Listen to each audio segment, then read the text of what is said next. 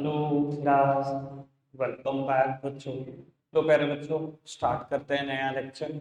बेटा, सबसे पहले मुझे क्वेश्चन नंबर 9 की प्रॉब्लम लेनी है। मैंने लास्ट लेक्चर में होमवर्क दिया था। फिर एक नए कंसेप्ट की तरफ शिफ्ट करेंगे हम, कंसेप्ट नंबर 6 की तरफ। उसका एनालिसिस बड़ा ही इंपॉर्टेंट है बेटा। सबसे पहले बेटा, क्वेश्चन नंबर 9 की प्रॉब्लम लेने से पहले एक बात बता देता हूँ। बेटा, जब तक 11th क्लास में थे ना, हमने बेटा खर्चों की बहुत एंट्री करी है, इनकम की बहुत एंट्री करी है। पर बेटा अधूरा ज्ञान होता था, थोड़ी थोड़ी चीजें ही आपको समझाई जाती थी। जब हम खर्चों की एंट्री करते थे, क्या करते थे? मान लो सैलरी एक एक्सपेंस है, मुझे उसकी एंट्री करनी है। मैं 11th क्लास में हूं, मैंने एंट्री क्या की होगी? Salary to cash. दुनिया के सारे खर्चे डेबिट होते हैं, कर दो जी डेबिट। बेटा, वहां तो सारी चीजें कैश पे होती हैं, तो कैश ही कर दिए बेटा।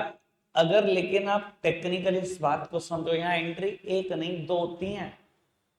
खाली सैलरी टू कैश नहीं होते, एक और एंट्री भी होती है, profit and loss account debit to salary account. मैं ऐसा क्यों कह रहा हूं? अच्छा, अगर ये एंट्री नहीं हुई तो बेटा, जब प्रॉफिट एंड लॉस अकाउंट बन रहा था, तो यहां पर सैलरी आ कैसे गया अगर ये एंट्री नहीं हुई तो बेटा, जितने भी खर्चे होते हैं, जितने भी इनकम होती है, एट द ईयर एंड हमें उनको P&L अकाउंट में ट्रांसफर करना ही पड़ता है। ठीक है जी, मैंने आज इस कंसेप्ट का यूज करना है, तभी मैंने सबसे पहले शुरुआत इसी बात से कर। कोई इनकम हो, कोई खर्चा हो, एट द एंड बेटा P&L अकाउंट से चार्ज होगा ही होगा। कोई दिक्कत तो नहीं? आगे बढ़ जाए तो बाबू, without a delay Shri Ganesh कर देते हैं क्वेश्चन नंबर 9 का। आई होप आप सबने किया होगा क्वेश्चन।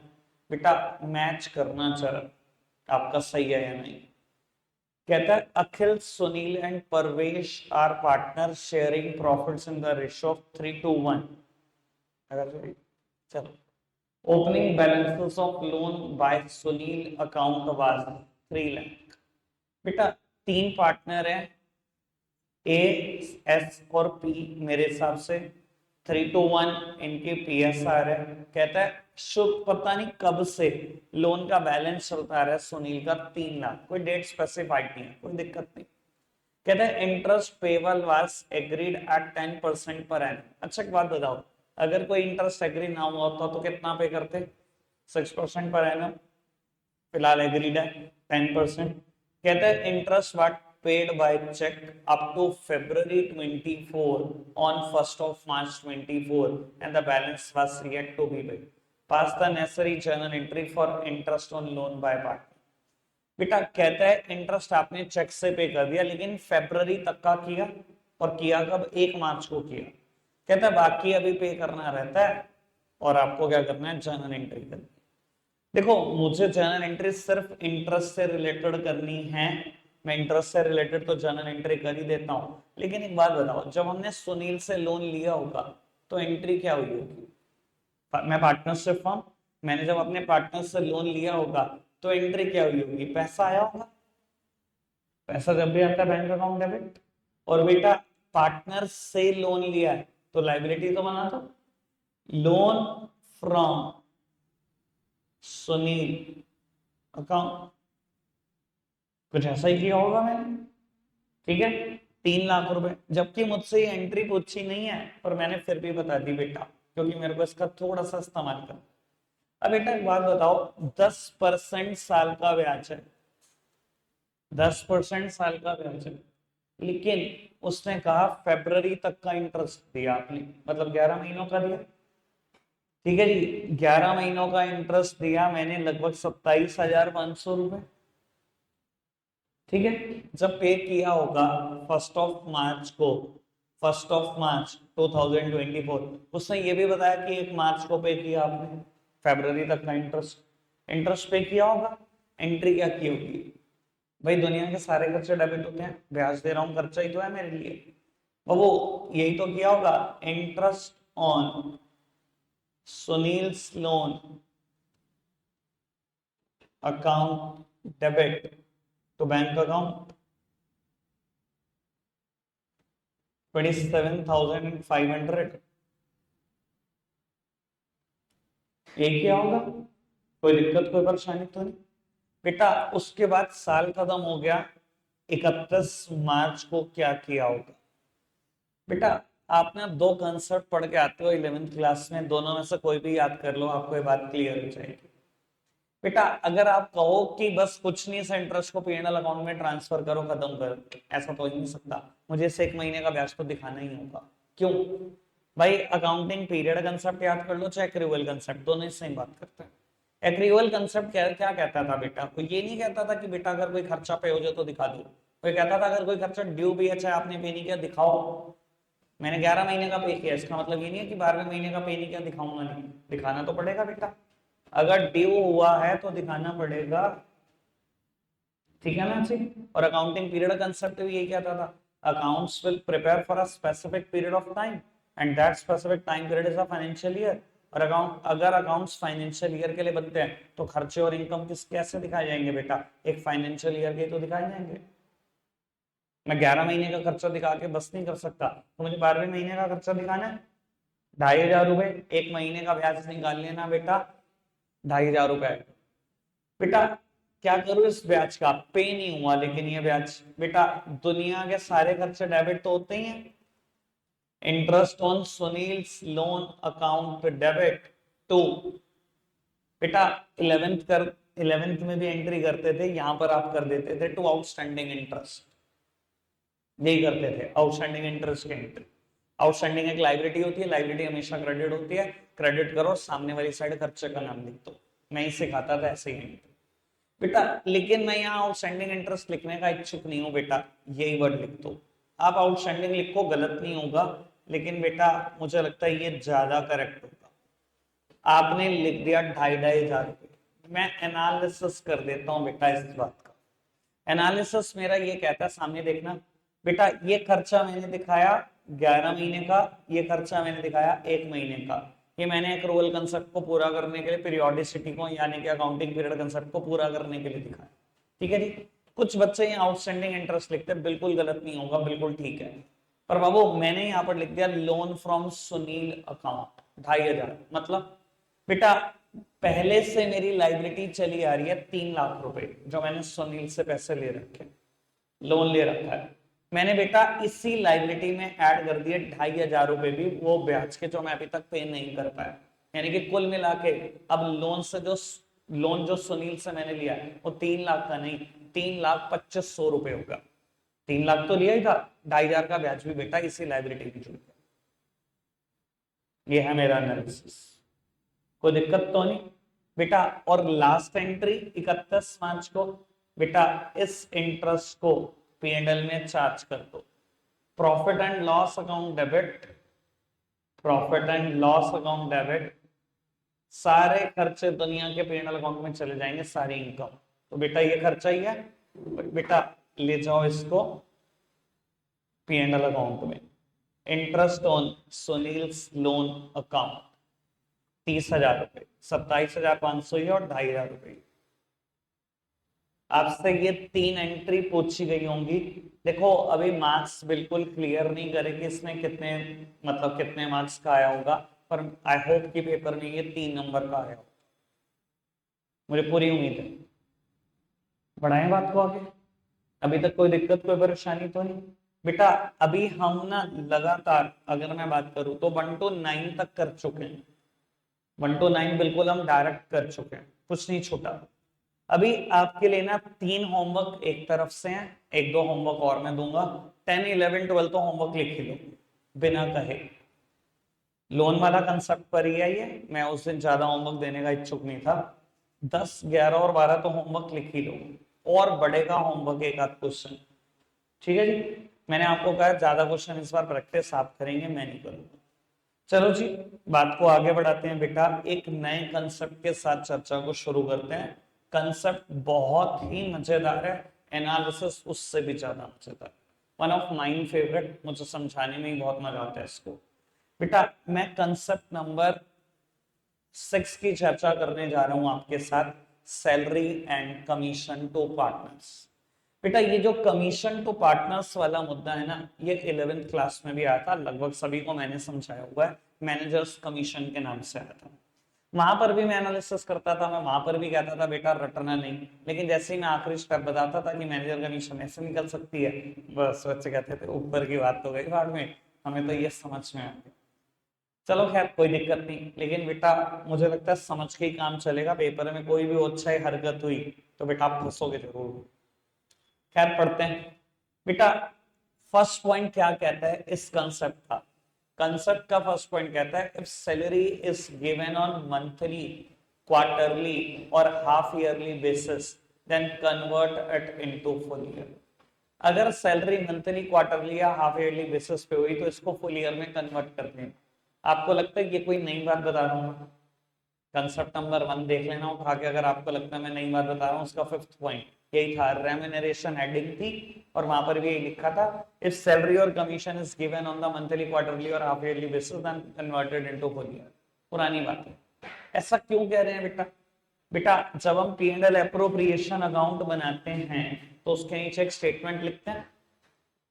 हमने P and L appropriation account बनाया हो, उसके नीचे हम स्टेटमेंट लिखते हैं for the period starting from 1 April 23 to 31 March 24। यानी कि ये जो मैं P and L appropriation account बनाने जा रहा हूँ इस साल का बनाने जा रहा हूँ। बेटा अगर P and L appropriation account साल का बनाने जा रहे हो तो सैलरी कैसे मंथली, क्वार्टरली या हाफ ईयरली दिखा सकते हो? पूरे साल की तो दिखानी पड़ेगी। याद आई बात? अब बढ़ाते हैं बात को आगे। अब अगले दोनों पॉइंट कमीशन पे, कंसेप्ट तो बहुत जरा सा है पर बेटा बात तो सब समझने की है। बेटा मैंने लिखा सेकंड पॉइंट में the partners commission is charged on the net profit before charging such commission then use the formula blah blah blah. मुझे कोई इंटरेस्ट नहीं है फॉर्मूला में, ठीक है जी। सेम में मैंने थर्ड पॉइंट लिखा if the partners commission is charge on the net profit after charging such commission then use the formula blah blah blah. बेटा क्या है ये मुद्दा, क्लियर करेंगे इन डिटेल, सब सामने देखेंगे। मैं एक एग्जांपल लिखूंगा। अभी आप कुछ भी नहीं लिख रहे, आपका सिर्फ फोकस इस कंसेप्ट को समझने पर। क्वेश्चन आप नहीं कर रहे हैं इसलिए बेटा पहले ध्यान लगाओ सारा समझने। बाबू अगर मैं आपको एक एग्जांपल ऐसे दूं, partners commission is 10% of the net profit और नेट प्रॉफिट दे दूं 2 लाख। बेटा मैंने आपको एक क्वेश्चन दिया और मेरे को लगता है ये तो हमने परसेंटेज निकालना तो शायद फोर्थ फिफ्थ क्लास में ही सीख लिया होगा। बेटा कहता है partner commission is 10% of the net profit. Partner को कमीशन देनी है 10% नेट प्रॉफिट का। दिक्कत क्या है? पार्टनर को कमीशन देनी है, पार्टनर्स कमीशन 10% है नेट प्रॉफिट का, और 10% का अपने आप में मतलब क्या होता है, डिवाइडेड बाय 100। नेट प्रॉफिट दिया हुआ है मुझे 2 लाख रुपए, 1 सेकंड में मैंने आंसर निकाल दिया 20,000 रुपए। कोई दिक्कत है क्या इसमें? फिफ्थ क्लास से करते हैं इसको, इसमें तो कोई दिक्कत नहीं। अब मैं बेटा थोड़ा सा एनालिसिस करना चाहता हूं इस एग्जाम्पल में, और इस पॉइंट नंबर 2 में कोई अंतर नहीं है, इतना सा भी अंतर नहीं है। मैं कहूं पार्टनर को कमीशन देनी है 10% नेट प्रॉफिट का, या मैं कह दूं पार्टनर को कमीशन देनी है 10% उस नेट प्रॉफिट का जिसमें कोई कमीशन चार्ज ना हो, मतलब बिफोर चार्जिंग सच कमीशन, कोई अंतर नहीं है। आओ मैं प्रूव करता हूं। मान लो इस बार स्टेटमेंट ऐसे नहीं लिखी है, ऐसे लिखी है partner commission is 10% of the net profit before charging such commission. इससे पहले जो मैंने क्वेश्चन किया और जो मैं ये करने जा रहा हूं सर, कोई कोई भी डिफरेंस नहीं, प्रोवाइडेड कि आप इस इंग्लिश को थोड़ा सा ढंग से समझो। मैं हमेशा बोलता हूं बेटा मैथ्स और अकाउंटेंसी में जितना रोल इंग्लिश का है ना उतना किसी चीज का नहीं है, बस बच्चा वो इंग्लिश ही नहीं समझ पाता। क्या कह रहा है बेटा? Partners commission is 10% of the net profit before charging such commission. मतलब पार्टनर को कमीशन देनी है 10% उस नेट प्रॉफिट का जिसमें कमीशन चार्ज ना हो रखी हो। चार्ज होने का मतलब जिसमें कमीशन माइनस ना हो रखी हो। कहते हैं पार्टनर को कमीशन दे दो 10% उस नेट प्रॉफिट का जिसमें ये कमीशन ना माइनस कर रखी हो। क्या मैंने इस नेट प्रॉफिट में से कोई कमीशन माइनस कर रखी है? नहीं कर रखी। तो तू अगर सीधा बोल दे पार्टनर को कमीशन देनी है 10% नेट प्रॉफिट का, तो भी वही बात। और तो कहते हैं पार्टनर को कमीशन देनी है 10% उस नेट प्रॉफिट का जिसमें कोई कमीशन चार्ज ना कर रखी हो आपने। चार्ज ना कर रखी हो मतलब कोई भी कमीशन डिडक्ट ना कर रखी हो आपने। तो बेटा अगर आपने मना कर दिया कि कोई भी कमीशन डिडक्ट ना कर रखी हो, लो मैंने कुछ भी डिडक्ट नहीं किया, यानी कि घूम फिर के बात तो फिर वही आ गई कि पार्टनर को कमीशन लेनी है 10% नेट प्रॉफिट का। क्या ये बात समझ में आई आपको? बेटा चार्ज करने से मतलब क्या होता है? ज्यादातर केस में चार्ज करने से मतलब डिडक्शन से होता है। कई बार बेटा चार्ज करने से मतलब एडिशन से भी होता है, लेकिन ज्यादातर केस में 99% केस में चार्ज करने से मतलब डिडक्शन से है। तो उसने कहा पार्टनर को कमीशन दे दो 10% उस नेट प्रॉफिट का बिफोर चार्जिंग सच कमीशन जिसमें कमीशन चार्ज ना कर रखी हो। तो बेटा मैंने कोई कमीशन चार्ज नहीं करी, लो मैंने चार्ज करा क्या? 0। मैंने कमीशन माइनस नहीं करी नेट प्रॉफिट में से, उसने मना कर दी।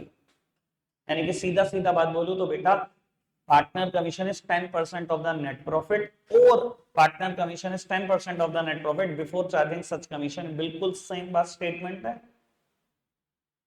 और ऐसे केस में फॉर्मूला क्या है आप देख ही रहे हो बेटा, फॉर्मूला तो मजाक है। वो जो मैंने उधर लिखा लिखना भी नहीं चाहिए था मुझे, तो ये तो खुद बनती हैं चीजें। क्लियर है बात? समझ में आती है बात? लेकिन कहानी सारी पलट जाती है बेटा जब तीसरा पॉइंट आता है, वो है मुश्किल, उसे समझना। ठीक है जी। तो बाबू मैं अब एग्जांपल नंबर 2 लिखने जा रहा हूं। x इज एंटाइटल्ड टू, और मैं एडवांस बता रहा हूं, ये बात मैं लिख कर नहीं बता रहा हूं, x मेरी फॉर्म का पार्ट है। ठीक है, x is entitled to a commission of, X is entitled to a commission of 10% of the net profit, 10% of the net profit after charging such commission, after charging such commission। बेटा अब की बार question में ना before charging की जगह word add हो गया after charging. क्या फर्क पड़ जाएगा इस बात से? और क्वेश्चन ने मुझे नेट प्रॉफिट दिया लेट्स सपोज 2,20,000। क्या फर्क पड़ जाएगा इस बात से बेटा, ये देखते हैं। बेटा एक्स को कमीशन देनी है, मैं कहता हूं मैं स्टेटमेंट इतने आराम से पढ़ू ना कि मुझे सब कुछ समझ में आ जाए। कहते हैं एक्स को कमीशन देनी है 10% ऑफ द नेट प्रॉफिट। क्या सिर्फ इतना कह के रुक गया क्या? 10% ऑफ द नेट प्रॉफिट, क्या सिर्फ इतना कह के रुक गया? अगर इतना कह के रुक जाता ब्रैकेट क्लोज करो, दे दो 10% नेट प्रॉफिट का। कहता है 10% of the net profit after charging such commission. X को कमीशन देनी है 10% उस नेट प्रॉफिट का जिसमें ये कमीशन चार्ज हो चुकी हो। चार्ज हो चुकी हो मतलब माइनस हो चुकी हो। एक्स को कमीशन नेट प्रॉफिट का 10% नहीं देनी, 10% देनी है उस नेट प्रॉफिट का जिसमें ये कमीशन चार्ज हो चुकी हो, मतलब ये कमीशन पहले ही माइनस हो चुकी हो। चार्जिंग का मतलब अगेन किस बात से बेटा? डिडक्शन से है। 10% उस नेट प्रॉफिट का जिसमें ये कमीशन चार्ज हो चुके हो after charging such commission. X को कमीशन दो 10% उस नेट प्रॉफिट का जिसमें कमीशन चार्ज हो चुकी है। अब बेटा मैं इसको जरा सोल्व करने की कोशिश करता हूं। एक्स की कमीशन कितनी बेटा? 10%। परसेंटेज का मतलब मैंने भी आपको बताया क्या है, अपॉन 100।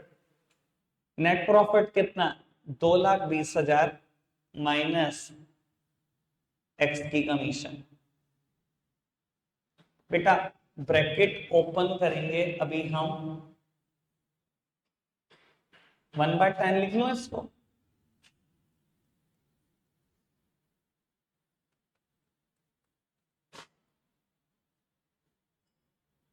ये x की कमीशन उधर जाएगी, पॉजिटिव जाएगी, या माइनस में साइड बदलेंगे, पॉजिटिव जाएगी। x की कमीशन प्लस 1/10 x की commission is equals to 22,000।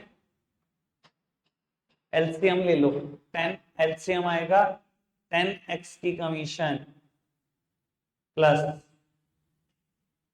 1x की कमीशन इज इक्वल्स टू 22,000।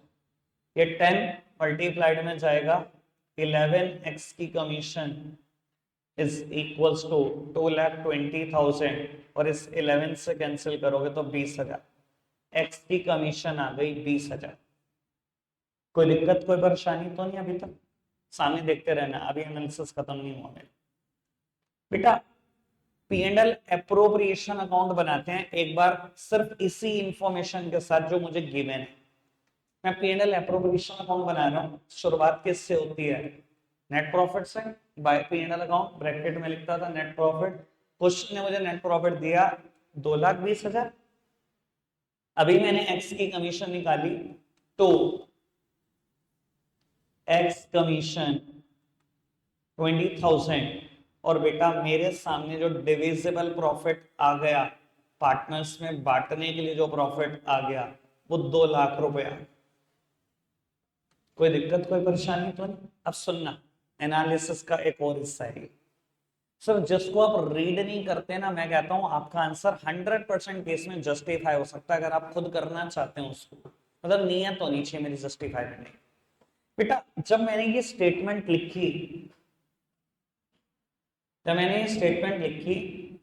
तो मैंने क्या लिखा? एक्स का कमीशन कितनी देनी है? 10% नेट प्रॉफिट का आफ्टर चार्जिंग सच कमीशन। लो एक बार मैं फिर प्रूव करता हूं बेटा, जो मैं बोल रहा हूं कितना सही बोल रहा हूं। अच्छा अगर ये लिखा होता 10% दे दो नेट प्रॉफिट का, तो ये रहा नेट प्रॉफिट, दे दो 22,000 रुपए, आ जाएगा डिविजिबल प्रॉफिट 1,98,000। लेकिन उसने ये नहीं कहा 10% नेट प्रॉफिट का देना है, उसने कहा 10% उस नेट प्रॉफिट का देना है जिसमें कमीशन चार्ज हो चुकी हो, यानी कि वो नेट प्रॉफिट जिसमें कमीशन माइनस हो चुकी हो। देखो ये है नेट प्रॉफिट, इसमें कमीशन माइनस कर दी, यही तो है वो नेट प्रॉफिट जिसका आप 10% की बात कर रहे हो। क्या देखना इसका 10% ही है कमीशन? देख लो इसका 10% है कि नहीं है। उसने भी तो यही कहा, उसको किसका 10% चाहिए थी? 10% उस नेट प्रॉफिट का जिसमें कमीशन माइनस हो चुकी हो। ये है नेट प्रॉफिट, इसमें मैंने कमीशन माइनस कर दी, यही आ गया ना वो नेट प्रॉफिट जिसमें कमीशन माइनस हो चुकी है। इसका 10% आई या नहीं? क्लियर है बात? समझ में आती है बात? जस्टिफाई हुई बात? देखो खाली आंसर निकाल लेने से कुछ नहीं होता। आंसर मैंने भी निकाल लिया 20,000। अगर आपको रीड करना नहीं आता तो फायदा क्या अकाउंट्स करने का? रीडिंग नहीं कर पाओगे तो फेल हो, कल भी फेल थे मेरी नजर में, आज भी। नंबर चाहे 95 ले आना चाहे 96 ले आना, रीड नहीं करनी आती अकाउंट्स, कोई फायदा नहीं, कहीं ना कहीं आके फंसोगे, हायर लेवल पे फंसोगे। क्लियर? बेटा अगर मैं पेपर में इतना बड़ा टंटा ना करना चाहूं तो मेरे पास एक बहुत आसान फॉर्मूला है, बहुत आसान फॉर्मूला। बेटा वो फॉर्मूला मैंने लिख कर दिया है आपको यहाँ पर। अगर आप इतना बड़ा टंटा ना करना चाहो तो आप फॉर्मूला इस्तेमाल कर सकते हो, net profit multiplied by the rate upon 100 plus rate. बेटा मेरे एग्जांपल में नेट प्रॉफिट कितना था? 2,20,000 मल्टीप्लाइड बाय द रेट, 10% था कमीशन का रेट, अपॉन 100 प्लस रेट। ठीक है, डन है, कुछ बचा नहीं, आंसर वही आएगा 20,000 जो अभी बेटा हमने निकाला। अब होता क्या है, हम फॉर्मूला सिखा देते हैं, बच्चा पेपर में फॉर्मूला लगाता है। सर कोई हर्ज है फॉर्मूला लगाने में? कोई हर्ज नहीं है बेटा, प्रोवाइडेड समझ में आपको। देखो अगर कोई क्वेश्चन कमीशन का 1 मार्क्स में आएगा तो मैं भी नहीं कह सकता आपको कि बेटा आप एक काम करो, ये जो मैंने मेथड सिखाया है ना बस इसी के थ्रू सॉल्व करने लग जाना। यार 1 मार्क के लिए तो मैं भी कभी नहीं कहूंगा, ठीक है जी। मैं पक्का चाहूंगा आपसे आप फॉर्मूला इस्तेमाल करो, लेकिन बेटा समझा हुआ हो, वरना किसी ना किसी क्वेश्चन में जरूर जाकर फंसोगे, ठीक है जी। यहाँ पर मेरे को आपको बेटा एक सक्सेस का मंत्र देना है, इसी कंसेप्ट में देना है, वो मैं दूंगा लेकिन एक क्वेश्चन के बाद, ठीक है जी। अभी हम क्वेश्चन करना शुरू करते हैं, इस पर बेस्ड, इसी कंसेप्ट पर बेस्ड क्वेश्चन करना शुरू करते हैं फटाफट से। बैक टू बैक 2-3 क्वेश्चन करेंगे बेटा।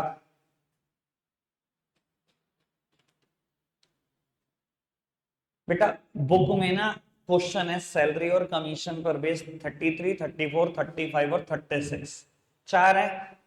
4 में से बेटा मेरा टारगेट यहाँ पर 3 कराने का है। एक काम करेंगे बेटा, आप 1-1 मिनट लगाकर फटाफट से 33 और 34 करो, 33 और 34 करो 1-1 मिनट लगाकर, और मैं बता देता हूँ पेपर में ये क्वेश्चन 1-1 मार्क के आए हैं, तो आप फॉर्मूला यूज करना, मुझे कोई दिक्कत नहीं, ठीक है। फटाफट से फिर भी एक बार फटाफट से बता देता हूँ। शिव मोहन गोपाल पार्टनर है, प्रॉफिट लॉस शेयर करते हैं 2-1 में। Shiv is entitled to a commission of 10% of the profit. Net profit दिया हुआ है 1,10,000। शिव को कमीशन कितना देने हैं? 10% नेट प्रॉफिट का, ये रहा, इसका 10% निकालो, 11,000 खत्म बेटा। उसके बाद सेम क्वेश्चन है, 3 अलग अलग पार्टनर के नाम दे दिए। एक पार्टनर को कमीशन देनी है 10% नेट प्रॉफिट का आफ्टर चार्जिंग सच कमीशन, और बेटा मुझे नेट प्रॉफिट दिया गया before charging commission is 2,20,000। Formula लगाया होगा, मेरी तो खैर बाय डिफॉल्ट ऐसा हो गया कि नेट प्रॉफिट भी सेम है और अमाउंट भी, रेट भी सेम है, तो फॉर्मूला भी सेम लग गया होगा। Net profit multiplied by the rate upon 100 plus rate, यानी कि डिवाइड हुआ होगा 110 से, आंसर आ गया होगा 20,000, ठीक है। अब बेटा क्वेश्चन करते हैं एक हम बहुत ही प्यारा क्वेश्चन नंबर 36, ठीक है जी। ऑल्दो कराना तो मैं आपसे चाहता हूँ सारे क्वेश्चन, लेकिन 36 एक बार फिर भी मैं कर देता हूँ। पिछली बार मुझे याद है 1-2 बच्चों ने खुद भी किए थे क्वेश्चन। बेटा क्वेश्चन नंबर 36 एक बार फटाफट से पढ़ते हैं। एक्स और वाई पार्टनर है किसी फर्म के। X is entitled to a salary of 10,000 per month and a commission of 10% of the profit after partner salary but before charging commission. बेटा एक्स को सैलरी देनी है 10,000 पर मंथ, एक्स को commission भी देनी है 10% उस नेट प्रॉफिट का जिसमें पार्टनर की सैलरी तो चार्ज हो जाए लेकिन पार्टनर्स की कमीशन चार्ज ना हो। बेटा देखो ये भी समझने की कोशिश करो, अगर किसी वर्ड के आखिरी में एस आता है और अपोस्ट्रोफी एस भी लगाना हो तो बेटा वो एस के बाद ही लगा देते हैं। जैसे कि प्लूरल सेंस में बोलना चाहता था ये पार्टनर्स, और ये बोलना चाहता था पार्टनर्स कमीशन, तो उसने क्या करा, पार्टनर्स प्लूरल सेंस वाला लगाया और ऊपर ये अपोस्ट्रोफी एस लगा दिया। अगर बाद में लगा हुआ है तो समझ जाना ये प्लूरल सेंस वाला पार्टनर। तो यानी कि बेटा अगर 2-3 पार्टनर होंगे सबकी सैलरी चार्ज कर देना, लेकिन किसी की भी कमीशन मत चार्ज करना, ठीक है। एक्स को 10,000 रुपए महीना सैलरी देनी है और एक्स को कमीशन भी देनी है 10% उस नेट प्रॉफिट का जिसमें सारे पार्टनर की सैलरी चार्ज हो जाए लेकिन किसी भी पार्टनर की कमीशन चार्ज ना हो। आगे बढ़ो जी। वाई की सैलरी कितनी है? 25,000 रुपए महीना। कमीशन कितनी है?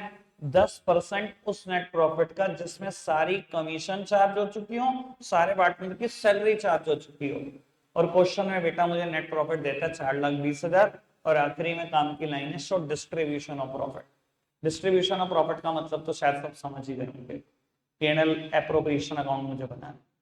सर अब मैं आपको टाइम दे रहा हूं 5 मिनट, अगर आपने खुद से कर लिया बहुत अच्छी बात, नहीं तो बेटा मैं बोर्ड पर एक बार कर दूंगा, ठीक है जी। मुझे क्या चाहिए? पीएनएल एप्रोप्रिएशन अकाउंट बिल्कुल नहीं चाहिए, एक्स की कमीशन और वाई की कमीशन चाहिए, ठीक है जी। एक्स की कमीशन निकाल कर दिखाओ और वाई की कमीशन निकाल कर दिखाओ, आपके 5 मिनट शुरू हो गए। बेटा अब मैं कर रहा हूँ जरा सोल्यूशन, एक बार जरा मैच कर लेना, जिन्होंने कर भी लिया जिनसे नहीं हुआ बेटा वो बहुत अच्छा से समझे। देखो क्वेश्चन में एक्स की सैलरी गिवन थी 10,000 रुपए महीना, मतलब साल की 1/20, वाई की सैलरी गिवन थी बेटा 25,000 पर एनम, ये तो है ही पहले पर एनम बेसिस पे। एक्स को कितनी कमीशन देनी थी, पहले एक्स की ही कमीशन निकलती।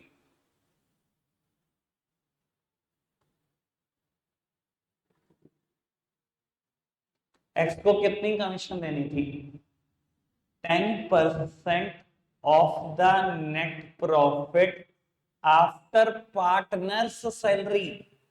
10%, मतलब मेरे को लगता है यार इतनी पेशेंस के साथ पढ़ो ना कि स्टेटमेंट को इक्वेशन में कन्वर्ट कर पाओ। एक्स को कमीशन देनी है 10% उस नेट प्रॉफिट का आफ्टर पार्टनर्स सैलरी। बेटा उस नेट प्रॉफिट का जिसमें सारे पार्टनर्स की सैलरी चार्ज हो जाए, but before charging any commission, commission कोई माइनस नहीं करनी। ठीक है, 10% का मतलब तो मेरा ख्याल शायद सब समझ चुके हैं बेटा। बेटा नेट प्रॉफिट क्वेश्चन में 4,20,000 था, दोनों पार्टनर की सैलरी आपके सामने लिखी गई है, इसमें इतना बड़ा इशू है ही क्या बेटा।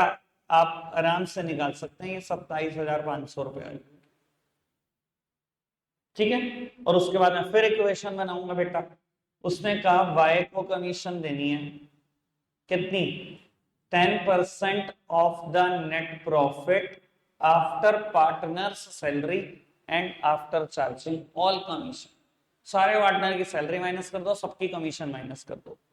बेटा एक्स की सैलरी भी गई, वाई की सैलरी भी गई, एक्स की कमीशन भी गई, वाई की कमीशन भी गई।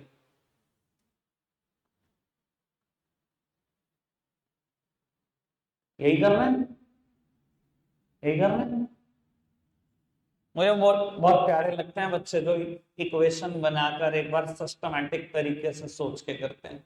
10% किसका, नेट प्रॉफिट का, जिसमें सारी सैलरी चार्ज हुई हो, सारी सैलरी लिख दीजिए, जिसमें सारी कमीशन चार्ज हुई हो। एक्स की कमीशन मैंने अभी निकाली बेटा, वाई की कमीशन ही निकाल रहा हूं और वाई की कमीशन ही चार्ज करनी है। चलो जी, वाइज कमीशन एक बार जितना कंप्रेस कर सकते हो इसको उतना कंप्रेस कर दो। जब इसमें से ये दोनों माइनस किया था तो 2,75,000 था, ये भी माइनस कर दोगे तो कितना आएगा, 2,47,500 माइनस वाइज कमीशन।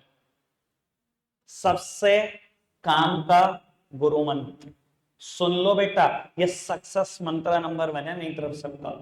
बेटा अगर आप कोई कमीशन निकाल रहे हो और नेट प्रॉफिट में से सिर्फ वही कमीशन चार्ज होनी माइनस रह गई हो, अगर मैं कोई कमीशन निकाल रहा हूं और वही कमीशन चार्ज होनी रह गई है, तब जाकर आप ये फॉर्मूला लगा सकते हो, net profit multiplied by the rate upon 100 plus rate. मैं वाई की कमीशन निकाल रहा हूं ना, सब चार्ज हो चुका है ना, बस वाई की कमीशन रह गई है ना, तभी लगा सकता हूं फॉर्मूला। लगाओ formula, net profit multiplied by the rate upon 100 plus rate. बेटा आ जाएगा 22,500। इसके बाद पीएनएल एप्रोप्रिएशन अकाउंट आप बना ही लेंगे, दोनों की सैलरी आ गई, दोनों की कमीशन आ गई, पीएनएल एप्रोप्रिएशन अकाउंट में क्या। ठीक है जी, रख आज के लिए इतना ही रहे हैं। आपके लिए एक क्वेश्चन यहां से होमवर्क हो जाता है, वो पता लगे क्या होगा आपको, 35। ठीक है जी, रख आज के लिए इतना ही है, बाय बाय।